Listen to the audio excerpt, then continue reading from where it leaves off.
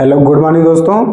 आज हम लोग देखेंगे कि भारत की प्रमुख क्रांतियां, जो भारत में कितनी क्रांतियां हुई हैं उनके बारे में हम लोग जानेंगे। ठीक है। जैसे कि हम लोग जानेंगे हरित क्रांति क्या होती है, हरित क्रांति के अलावा जैसे गोल क्रांति क्या होती है, श्वेत क्रांति क्या होती है, इन सब के बारे में, क्रांतियों के बारे में आज हम लोग पढ़ेंगे। ठीक है। तो आज हम लोग देखते हैं कि क्रांति, तो क्रांति से अगर हम लोग शुरू कर रहे हैं तो सबसे पहले हम लोग जानेंगे कि हरित क्रांति क्या होती है। ठीक है।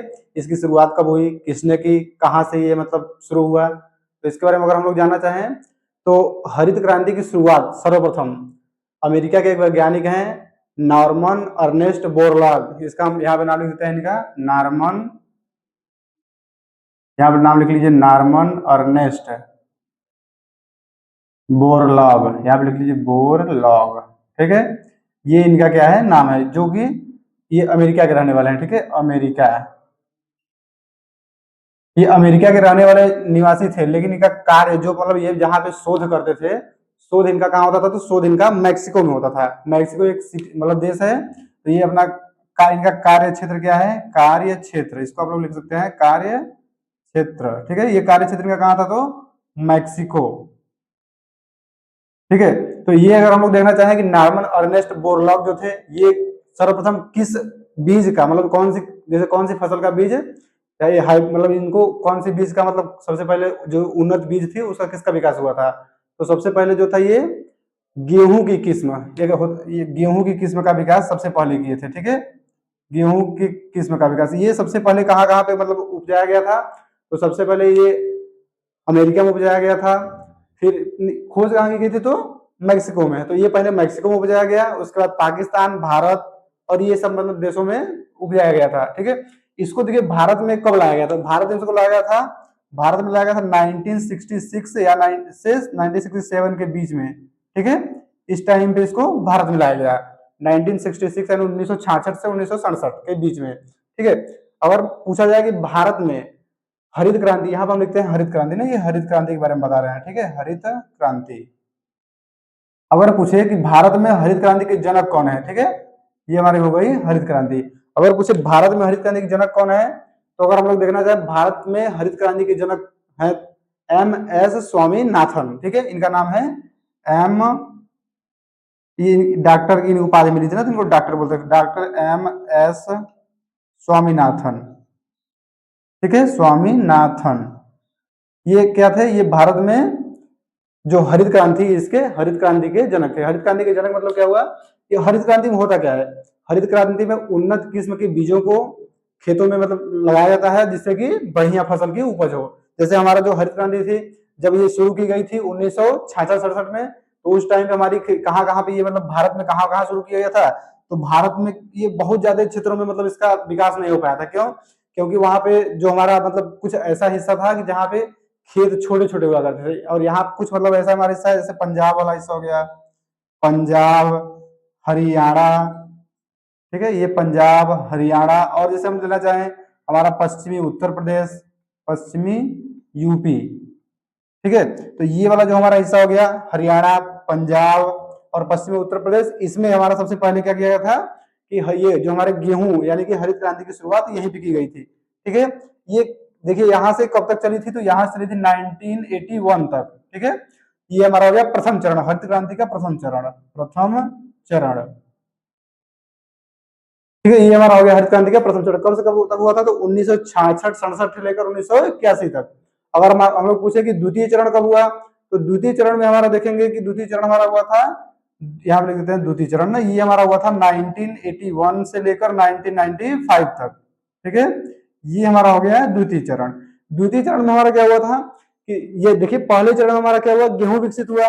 गेहूं की एक बौनी किस्म की बीज थी जो मैक्सिको से लाया गया और भारत में इसे बोया गया, तो इससे हमारी उपज क्या है कि 2 गुनी से 4 गुनी हो गई। ठीक है, जितनी मतलब फसल जैसे पहले जितना होता था उपज उससे, उसका लगभग अब मतलब डबल या 3 गुना 4 गुना उपज अब होने लगी। तो इसमें क्या हुआ कि इसी में हमारा 1983 में 1983 में क्या हुआ कि हमारा चावल, यहाँ पे देखिए गेहूं हो गया, तो 1983 में हमारा चावल उन्नत किस्म की चावल की खेती इस समय पे की जाने लगी। किस टाइम पे, तो 1983 से चालू हुआ कि उस टाइम पे उन्नत किस्म की खेती हमारी चालू हुई हरित क्रांति के तहत। अगर ये पेपर में पूछता है कि सबसे पहले कौन सी खेती चालू की गई, मतलब किस फसल की, तो गेहूं की, दूसरी कौन हुई तो चावल की।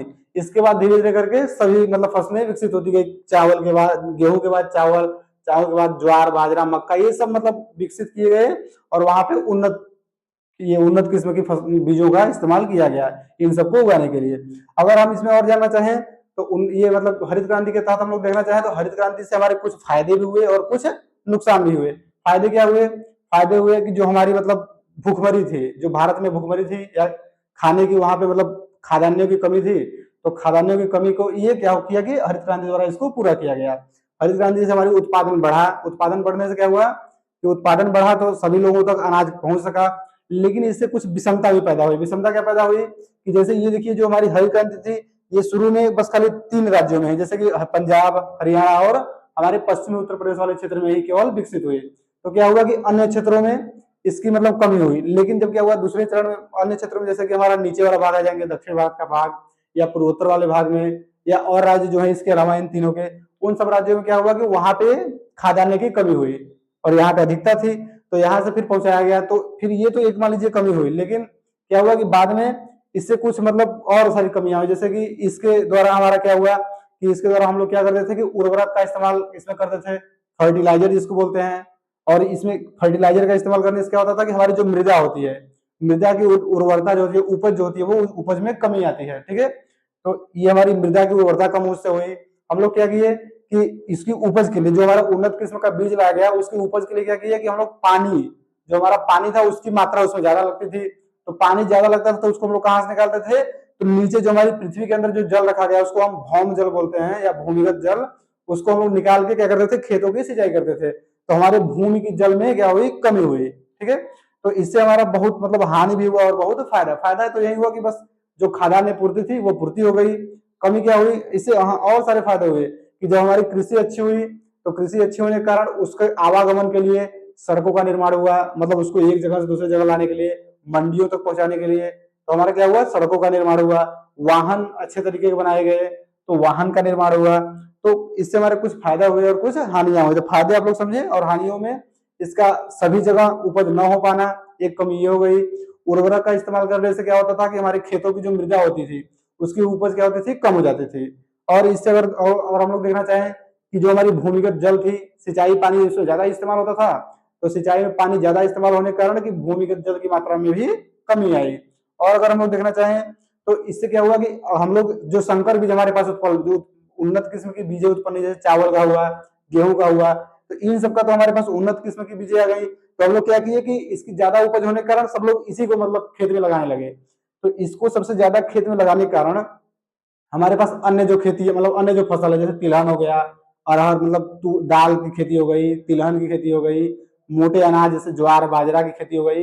तो इन सब की खेती में क्या हुआ कि इन सब की खेती में कमी आ गया। कमी क्यों आया, क्योंकि इस पे सब लोग ज्यादा ध्यान निर्भर हो गए कि हम लोग क्या करेंगे कि ज्यादा उपज करेंगे और इसको आयात करेंगे, निर्यात करेंगे, बेचेंगे, तो बेचने से फायदा ज्यादा होगा।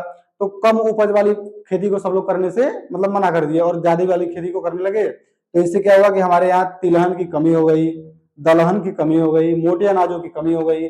तो इससे कुछ घाटे हुए और कुछ फायदे भी हुए। तो ये हम लोग इसके बारे में, हरित क्रांति के बारे में जान लिए कि हरित क्रांति की शुरुआत कब हुई। ये जो नॉर्मन अर्नेस्ट बोरलॉग है, ये क्या है कि इनको विश्व का मतलब इसको विश्व में हरित क्रांति के जनक माना जाता है। हरित क्रांति का जनक अगर विश्व में बोला जाए कौन है, तो अर्नेस्ट, ये नॉर्मन अर्नेस्ट बोरलॉग। और भारत में हरित क्रांति के जनक कौन है, तो भारत में है डॉक्टर एम एस स्वामीनाथन, जो कि हमारे ये है डॉक्टर एम एस स्वामीनाथन। अगर ये पूछता है कि इसकी शुरुआत कब हुई थी, तो 1966 से 1967 के बीच। ठीक है, अगर पूछे कि ये सबसे पहले किन किन राज्यों में शुरू किया गया, तो पंजाब, हरियाणा और पश्चिमी उत्तर प्रदेश वाले क्षेत्र में शुरू किया गया था।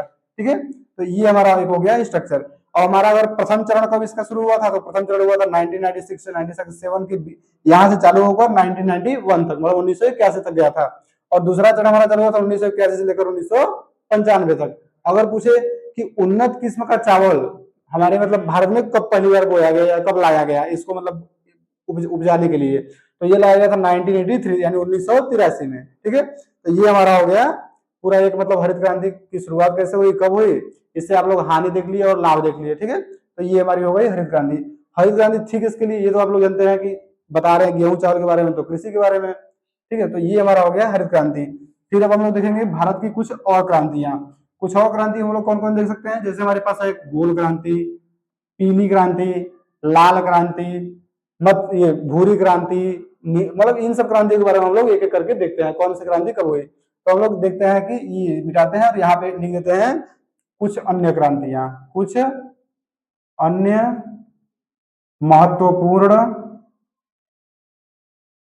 कुछ अन्य महत्वपूर्ण क्रांतियां, ठीक है। तो हम लोग देखते हैं कुछ अन्य महत्वपूर्ण क्रांतियों के बारे में, तो इतना हम लोग लिख लेते हैं, फिर अन्य महत्वपूर्ण क्रांतियों के बारे में देखते हैं, ठीक है। तो जैसे हम लोग यहाँ पे मार्कर चेंज करके लिखते हैं, यहाँ पे हम लोग लिखते हैं 1 नंबर करके, यहाँ पे हम लिख देते हैं पहले, जैसे कि हमारा लिखेंगे गोल क्रांति, ठीक है। गोल क्रांति, आप लोग इसको नोट करते हुए चलेंगे ना, ये हमारी हो गई गोल क्रांति। गोल क्रांति किसके लिए फेमस है, तो गोल क्रांति आलू उत्पादन के लिए, आलू उत्पादन, ठीक है। इसको हम लिखते हैं आप लोग, और आप लोग नोट करते हुए चलेंगे, क्योंकि ये मतलब क्रांतियां हमारी ढेर सारी है और इस पूरे मतलब एक ही बोर्ड में नहीं आ पाएगा, तो इसको हम लोग मिटा के फिर अगले पे बताएंगे। तो ये हमारे में गोल क्रांति किसके लिए है, आलू उत्पादन के लिए। फिर हम लोग लिखते हैं दूसरा लाल क्रांति, लाल क्रांति ये किसके लिए हमारी है, तो ये है टमाटर उत्पादन, टमाटर या मांस उत्पादन, ठीक है। ये हमारा दोनों उत्पादन में मतलब टमाटर उत्पादन या मांस उत्पादन को हम लोग बोलते हैं लाल क्रांति, और आलू उत्पादन को बोलते हैं हम लोग ये गोल क्रांति, ठीक है। एक मार्कर कहाँ पे गया, चलिए ठीक है, इतने देख लेते हैं ना। तो गोल क्रांति, आलू उत्पादन, लाल क्रांति, टमाटर उत्पादन, और हम लोग देते हैं यहाँ पे नीली क्रांति, नीली क्रांति इससे क्या आता है, इस मतलब ये किससे संबंधित है, तो ये मत्स्य उत्पादन, मत्स्य उत्पादन, ठीक है। ये हमारा हो गया मत्स्य उत्पादन, ये हो गई नीली क्रांति, यहाँ पर हम लोग लिखते हैं 3 नंबर। फिर 4 नंबर पे आते हैं, 4 नंबर पे हमारा है पीली क्रांति, पीली क्रांति, पीली क्रांति किससे संबंधित है, तो पीली क्रांति हमारी तिलहन उत्पादन से संबंधित है, तिलहन उत्पादन, ठीक है। इसको आप लोग अगर जानते होंगे तो नोट कर सकते हैं, लेकिन अभी कुछ हम और इसे ऐसी क्रांतियों के बारे में बताएंगे जो आपको शायद ना पता हो, या तो पता भी है तो आप लोग उसको याद कर लीजिए, ठीक है। तो ये हम बता रहे हैं जो, उसको लिखते चलिए आप लोग ना, ठीक है। उसके बाद हम लोग आते हैं यहाँ पे 5 नंबर लिखते हैं बादामी क्रांति, ठीक है। बादामी क्रांति, बादामी क्रांति हमारी किससे संबंधित है, तो मसाला उत्पादन से, ठीक है। ये हमारा हो गया बादामी क्रांति, मसाला उत्पादन। तो हमारा कौन सा हो गया, बादामी क्रांति यानी मसाला उत्पादन। फिर हम लोग आते हैं 6वें नंबर पे, 6वां कौन सा लिखना चाहें, यहाँ पे देखिए हो गया हमारे भूरी क्रांति, ठीक है। भूरी क्रांति, भूरी क्रांति अगर हम लोग देखिए किससे संबंधित है, तो भूरी क्रांति हमारा हो जाएगी उर्वरक उत्पादन, उर्वरक, यहाँ पे लिखते हैं उर्वरक उत्पादन, ठीक है। ये हमारा हो गया उर्वरक उत्पादन, ठीक है। तो हमारा गोल क्रांति, लाल क्रांति, नीली क्रांति, पीली क्रांति, बादामी क्रांति, भूरी क्रांति, और अगर हम लोग देखें तो इंद्रधनुषीय क्रांति लिख लीजिए, इंद्रधनुषीय क्रांति, ठीक है। इंद्रधनुषीय क्रांति ये समस्त कृषि उत्पादन के लिए संबंधित है ना, समस्त कृषि उत्पादन, ये समस्त कृषि उत्पादन से संबंधित, समस्त कृषि उत्पादन मतलब कि जितनी भी मतलब है मसाला उत्पादन, अंडा उत्पादन, ये सब उत्पादन है उन सब के अंतर्गत आ जाएगा हमारा इंद्रधनुषीय क्रांति, ठीक है। ये हमारा हो गया 7 नंबर। फिर हम आएंगे 8 नंबर पे, 8 नंबर पे हम लोग देखेंगे, मान लीजिए जैसे कोई क्रांति हमारी हो गई, यहाँ पे हम लोग देख लिए, तो हमारा आएगा अगला, मान लीजिए हम लोग लिखेंगे सदाबहार क्रांति लिख लेते हैं, एक हमारा हो जाएगा सदाबहार क्रांति, सदाबहार क्रांति।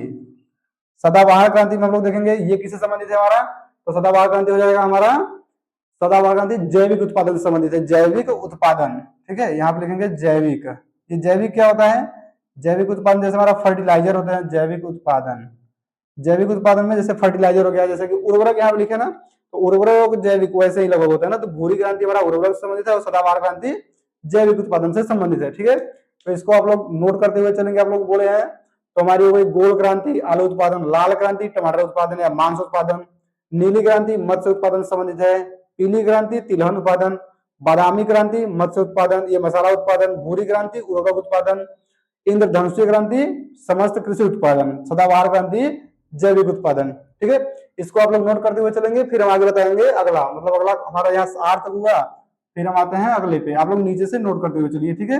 हम लोग यहाँ पे लिखते हैं 8 नंबर, 8 नंबर पे आप लोग क्या बताएंगे, 8 नंबर में बताएंगे गोल्डन, इसको लिखते हैं अभी गोल्डन ना। फिर 8 नंबर में लिखते हैं कृष्ण क्रांति, कृष्ण क्रांति, कृष्ण क्रांति हमारा किससे संबंधित है? ये हमारा पेट्रोलियम उत्पादन से संबंधित है, पेट्रोलियम उत्पादन। ठीक है, ये हमारा हो गया पेट्रोलियम उत्पादन। ठीक है, फिर हम आएंगे एक सेफ्रॉन क्रांति। सेफ्रॉन क्रांति हमारा यहाँ पर लिखते हैं 9 नंबर, सेफ्रॉन क्रांति। सेफ्रॉन क्रांति हमारा किससे संबंधित है? तो केसर उत्पादन से, केसर उत्पादन। केसर आप लोग जानते होंगे, केसर हमारा केरल, ये जम्मू कश्मीर वाले क्षेत्र में उगाया जाता है। ठीक है, ये हमारा हो गया सेफ्रॉन क्रांति, किससे संबंधित है? केसर से संबंधित है। ठीक है, फिर हम आएंगे किसमें? लाल क्रांति हमारा हो गया था। गुलाबी क्रांति आप लोग देखेंगे, गुलाबी क्रांति हमारा किससे संबंधित है? तो गुलाबी क्रांति प्याज उत्पादन से संबंधित है। ठीक है, प्याज उत्पादन, यहाँ पे लिखते हैं गुलाबी क्रांति, गुलाबी क्रांति। ये किससे संबंधित है? तो ये प्याज उत्पादन, प्याज उत्पादन। इसी को हम लोग लिख सकते हैं, जैसे गुलाबी क्रांति प्याज उत्पादन, इसी हमारा होता है झींगा उत्पादन, झींगा।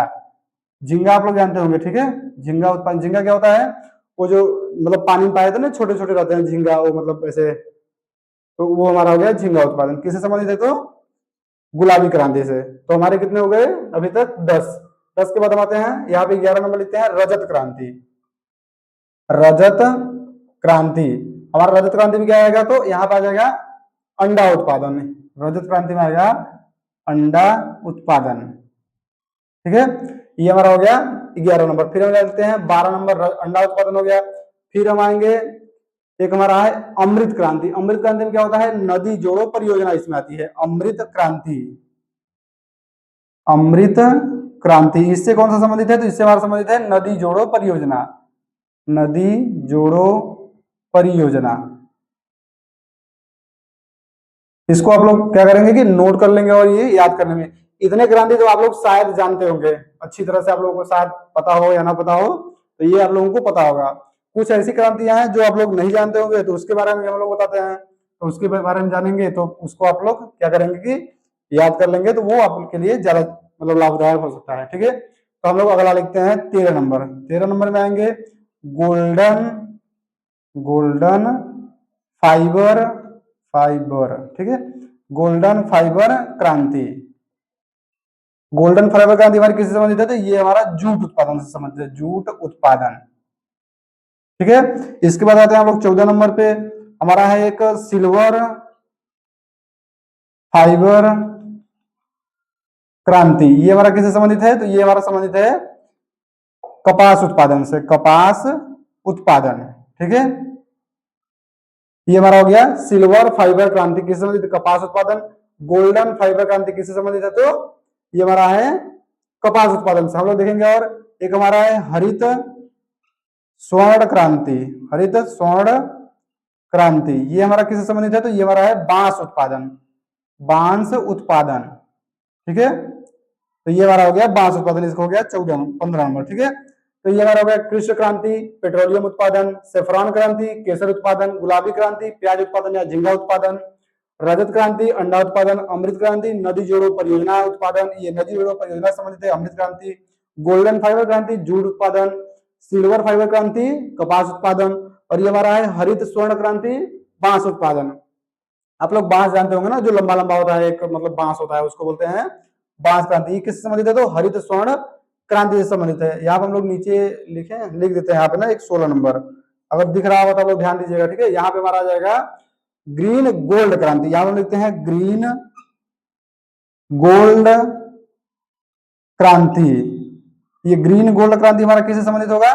तो ये हमारा हो जाएगा चाय उत्पादन से संबंधित, चाय उत्पादन। ठीक है, ये हमारा है चाय उत्पादन। तो ये हमारा हो गया ग्रीन गोल्ड क्रांति, किससे संबंधित है? तो चाय उत्पादन से संबंधित है ग्रीन गोल्ड क्रांति। ये नाम आपके लिए महत्वपूर्ण पड़ेंगे यहाँ से, ये रजत क्रांति और ये सब नाम, अमृत क्रांति नदी जोड़ो परियोजना, गोल्डन फाइबर क्रांति जूट उत्पादन, सिल्वर फाइबर क्रांति कपास उत्पादन, हरित स्वर्ण क्रांति बांस उत्पादन और ग्रीन गोल्ड क्रांति चाय उत्पादन से संबंधित है। ठीक है, तो ये नाम कुछ मतलब आप लोगों को इसको भी जरूरी है कुछ याद रखिए बढ़िया से, लेकिन ये कुछ ज्यादा इंपॉर्टेंट आपके लिए हो सकते हैं। ठीक है, एक दो नाम हम और बता देते हैं आप लोगों को। तो ये हमारा यहाँ तो हो गया, ऊपर से यहाँ पे मिटाते हैं। ठीक है, तो यहाँ से हम लोग यहाँ तक आप लोग लिख लिया है इसको। फिर हम आगे लिखते हैं, हमारा एक आ जाएगा सूर्योदय क्रांति। ठीक है, यहाँ पर हम लिखते हैं कई नंबर हमारा हुआ 16, फिर आएंगे 17 नंबर पे, यहाँ पे लिखेंगे सूर्योदय क्रांति। सूर्योदय क्रांति हमारा किससे संबंधित है? तो ये हमारा संबंधित है इलेक्ट्रॉनिक सामानों से, यहाँ पे लिखेंगे हम इलेक्ट्रॉनिक, यहाँ पे लिखेंगे इलेक्ट्रॉनिक, इलेक्ट्रॉनिक विकास से संबंधित है, ठीक है। ये हमारा सूर्योदय क्रांति इलेक्ट्रॉनिक विकास से संबंधित है। अभी जो हम ये क्रांतियां लिख रहे हैं उसके बारे में आप लोग ज्यादा ध्यान देंगे, ये चूंकि महत्वपूर्ण है। अमृत क्रांति, गोल्डन फाइबर क्रांति, सिल्वर फाइबर क्रांति, हरित स्वर्ण क्रांति, ग्रीन गोल्ड क्रांति और सूर्योदय क्रांति, ठीक है। तो यहाँ तक हम लोग देख लिए। इसके बाद और देखना चाहें तो हम लोग अभी देखे थे, जो सब कुछ देखे हैं इतना मतलब हमारे पास हो गया। कृष्ण क्रांति आप लोग को बताए थे कि कृष्ण क्रांति जो हमारा है वो पेट्रोलियम उत्पादन संबंधित है। तो लगभग हमारी क्रांति हो गई, इतनी लगभग हम क्रांतियां जानेंगे कि हमारे पास और तो कोई क्रांति ऐसी है नहीं, याद नहीं आ रही है। तो आप लोग इतना 17 क्रांति के बारे में देख लीजिए, और कुछ अगर छुटा हो तो आप लोग देख लेंगे आगे किताब से या सर्च करें कहीं भी। तो ये हमारा हो गई इतनी क्रांतियां। तो हम लोग आज देख लेंगे, देख लिए कि जो भारत में महत्वपूर्ण क्रांतियां हुई है, कौन सी क्रांति किससे संबंधित है, हरित क्रांति क्या है, हरित क्रांति की जनक कौन है, इन सब के बारे में हम लोग आज जाने हैं, ठीक है। तो हमारा ये आज का यहीं तक रहेगा, देखेंगे कि हम लोग फिर, ये हमारा आज का वीडियो यहीं तक रहेगा। फिर अगर आप लोगों को वीडियो पसंद आ रहा हो तो चैनल को सब्सक्राइब कर लीजिए और फिर वीडियो को लाइक करिए। तो आज का वीडियो यहीं तक रहेगा, धन्यवाद।